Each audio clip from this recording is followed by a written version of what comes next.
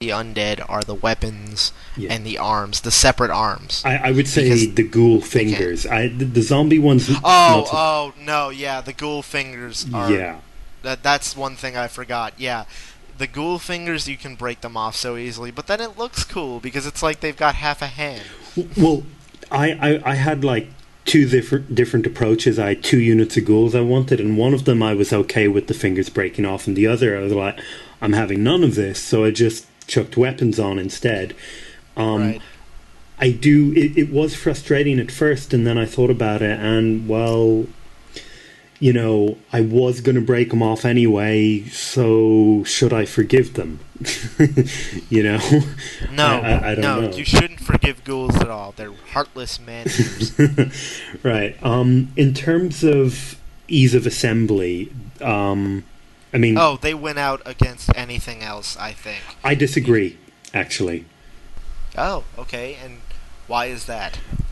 I think that when you're talking about, okay, for a very, very basic modeler who wants to put hand weapons on ghouls, they do have to chop the hand off at the right place. That it's not a problem for me and for like 99% or whatever of the people, but it will be a problem for some. The other thing, and this is a big issue, I I probably spent over half an hour on each of my skull catapults.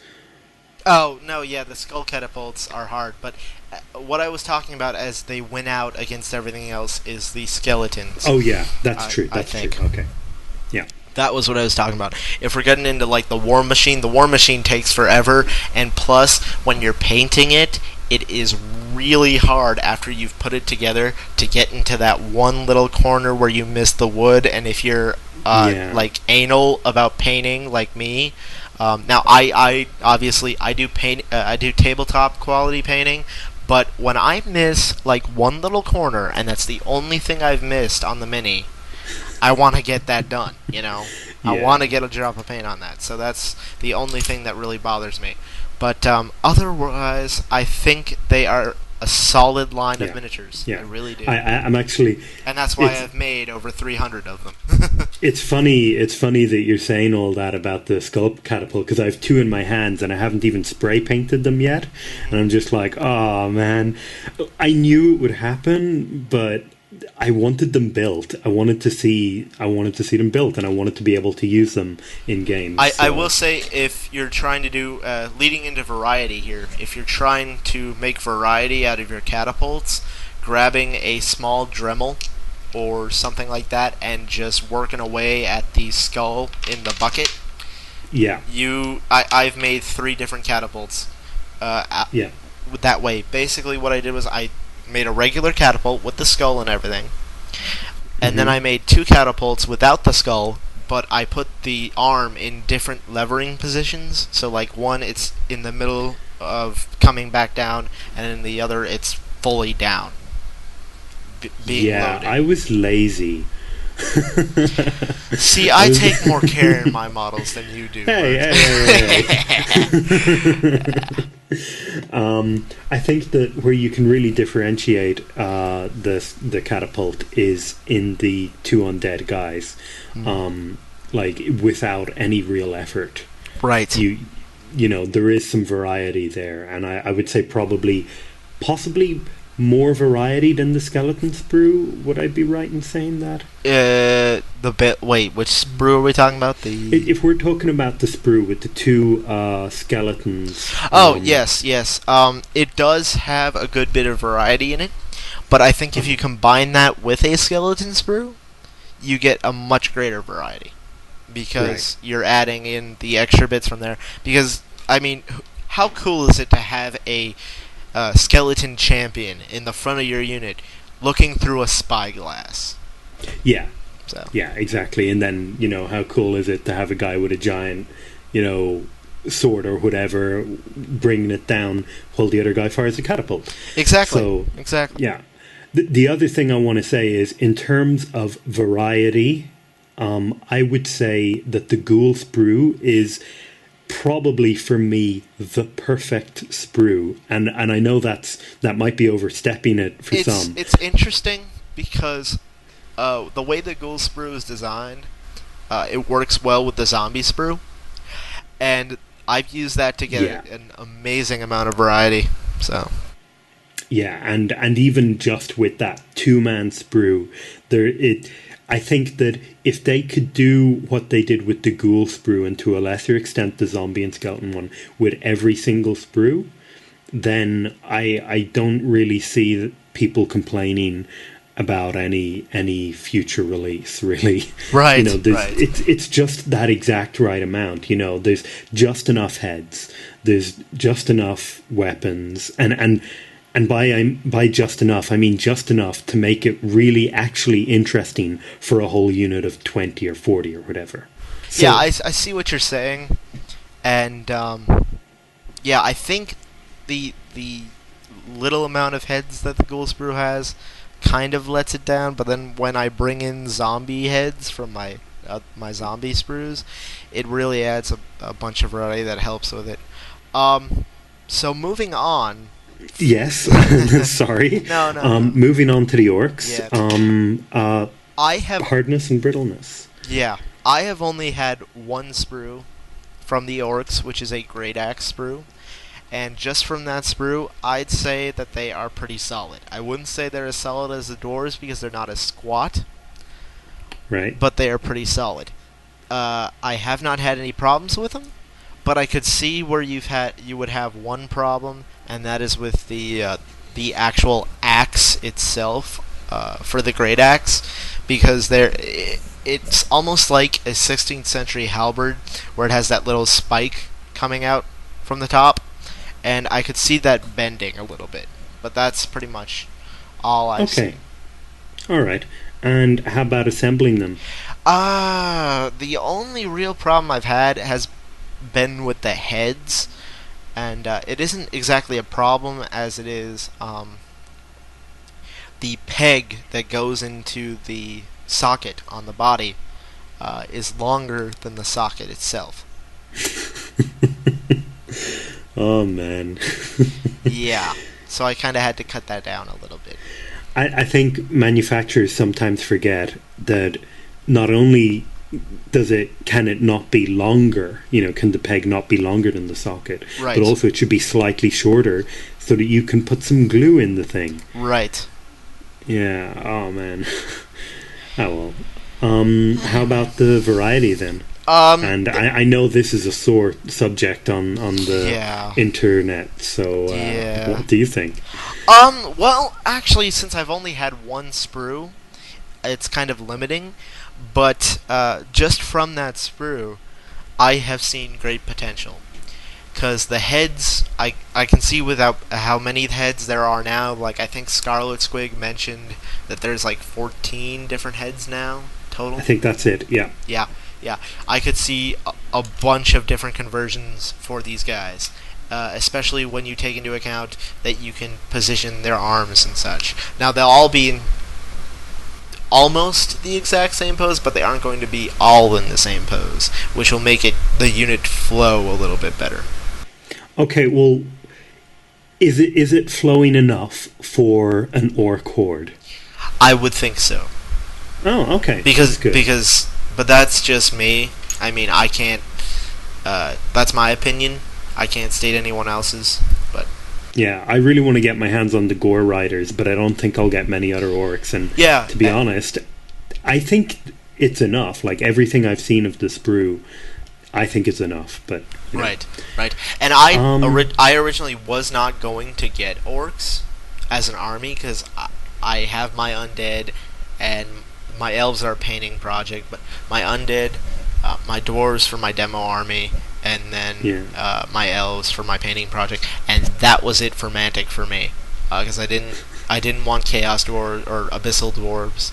That really isn't my thing. I like the models, but I don't have any use for them. Right. Yeah, I should probably say now that we're not going to cover abyssal dwarves because neither of us really have the experience or the models. So I was putting it politely. Yeah. Well, but I wasn't going to get any orcs really. But after I got the sprue at Gen Con, I found myself wanting a horde, and so I went back into my background because I write my own background for my undead, and some of which you'll see it on the Mantic website under their fan fiction section. Yeah.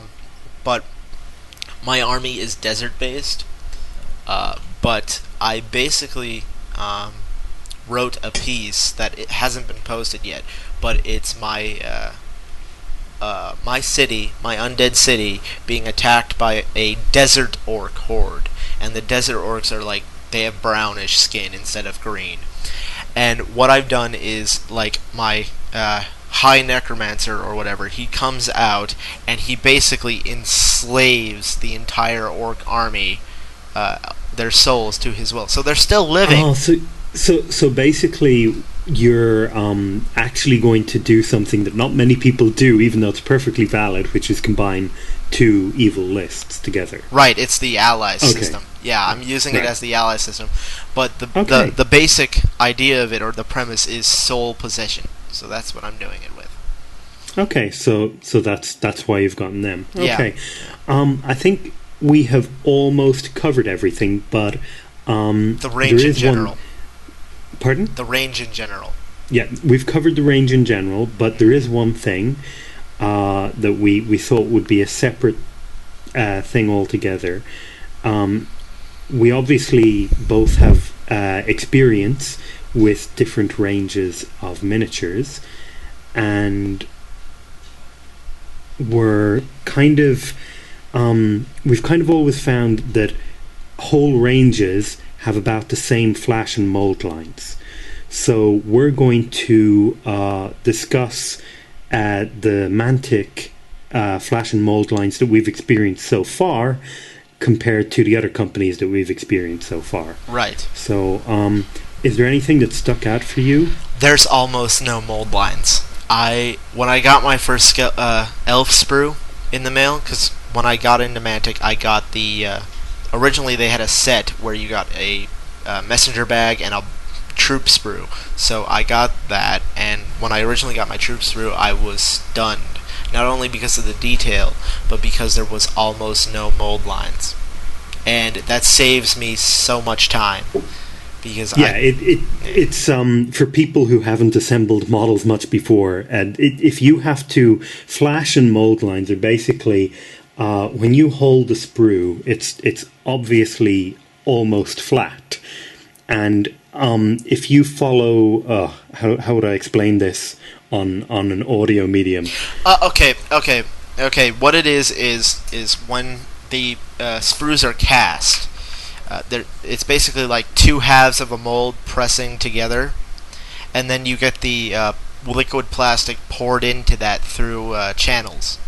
And what happens is when those two halves of the mold shift just a little bit, some of the plastic goes into that shift, and it makes like a little or a groove ridge, or whatever, or a groove or whatever. Yeah. Around the model. So, like, let's say you've got a torso, it's going across the side of the torso and up over the head and back down. Yeah, pretty much. The other side of the torso. Now, the thing about that is that, obviously that doesn't sound like it would necessarily be a huge problem, but I would say that you could take more time getting rid of flash and mold lines than you could assembling your army. So it is something that I'm personally concerned with. Now with Mantic, I've got to be honest, I have found a bit of a varied standard.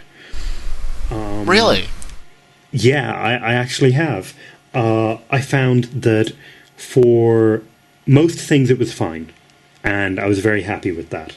But if I was to hold on, I'm checking.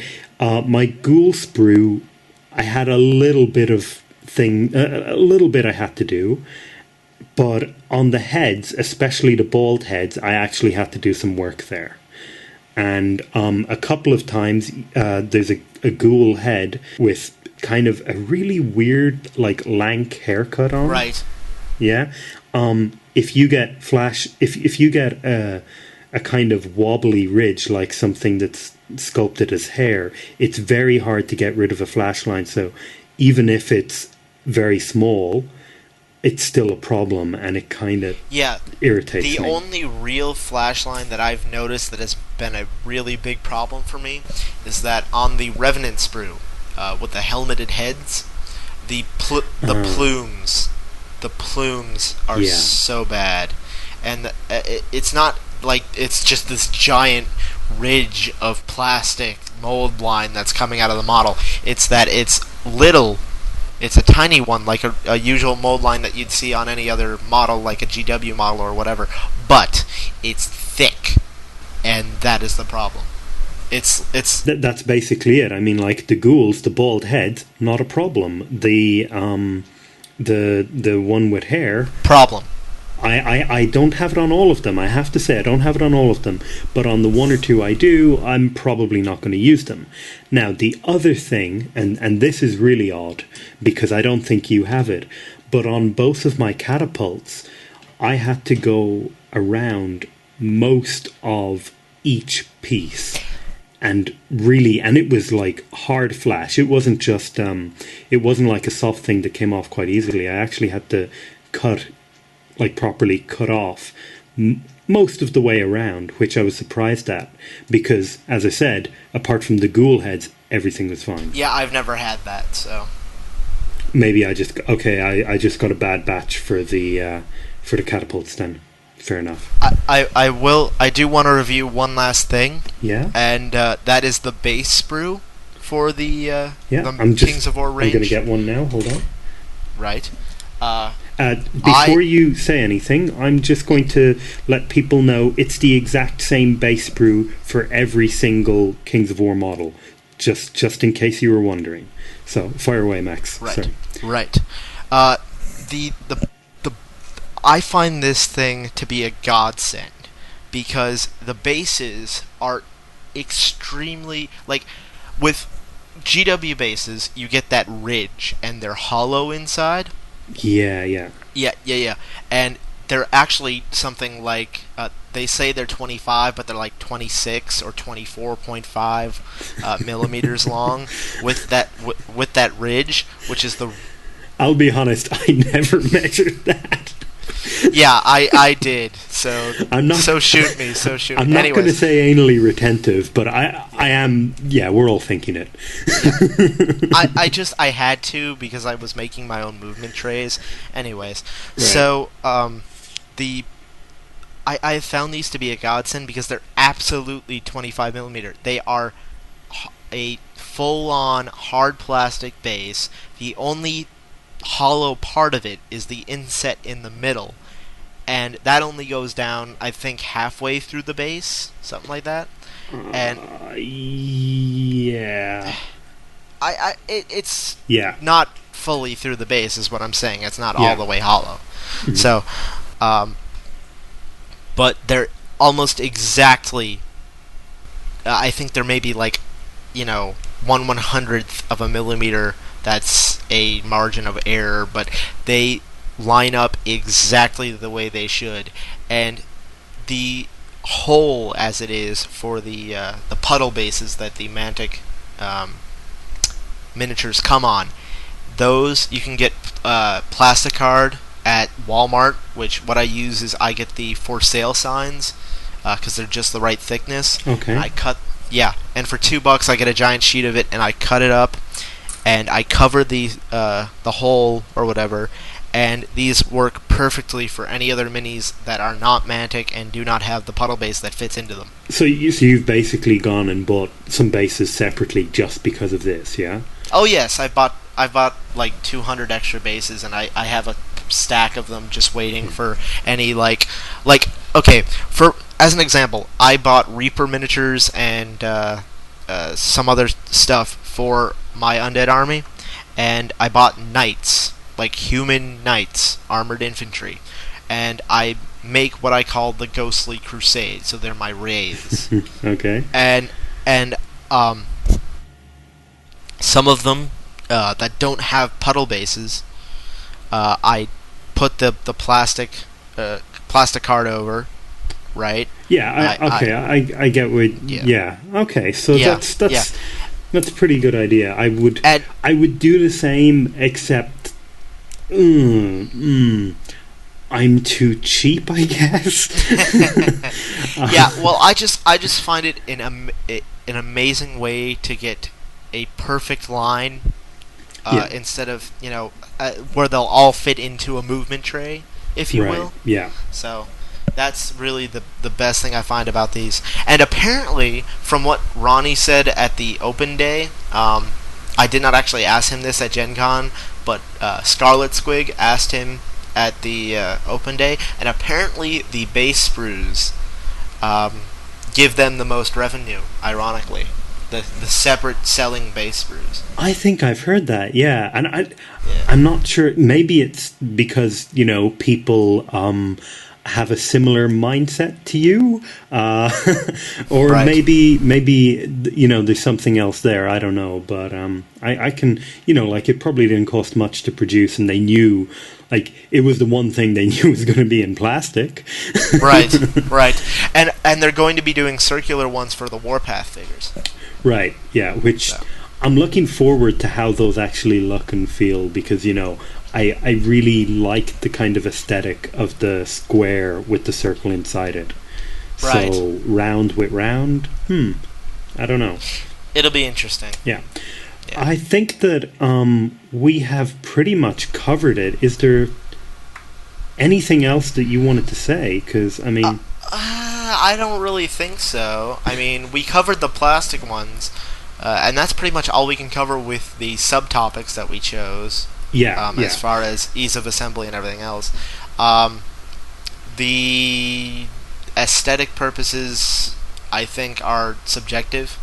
Very, yeah. I have to say that when, I said earlier on today, or when we were recording, that I was dragged in by the undead, but I'm now really, whatever. But I'm actually really interested in getting a set of elves, because I wouldn't actually build an elf army. Just elves are not my thing, but I really like the idea of an elf Blood Bowl team. So I'm thinking of... Somebody made one of those. I'm thinking of getting the Seaguard set. That would work, yeah probably. Yeah, and I don't mind the elves. I think I actually like them, and I probably would prefer them to the alternatives. Yeah. So, yeah. Yeah. Well, considering most of the old GW ones are metal or monopose plastics, depending on what you get. Yeah, so. True. But, it is subjective. I think that the thing for me about Mantic is that, all subjectivity aside, they're cheaper. And unless you really have a problem, I'm going to go for the cheaper one. It just so happens that I prefer the aesthetic, so it's even easier for me to make that decision.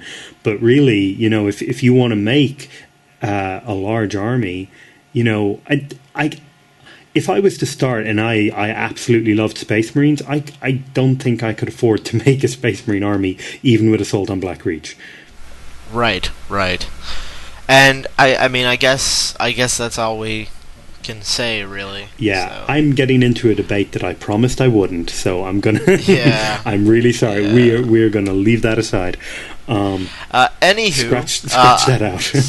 Yeah. So since we've pretty much covered everything that we wanted to, as far as the main topic goes, I think that's it. The only thing I'm gonna say, as an ending thing for me, is if any of you guys have any questions, feel free to PM me, personal message me on Warseer.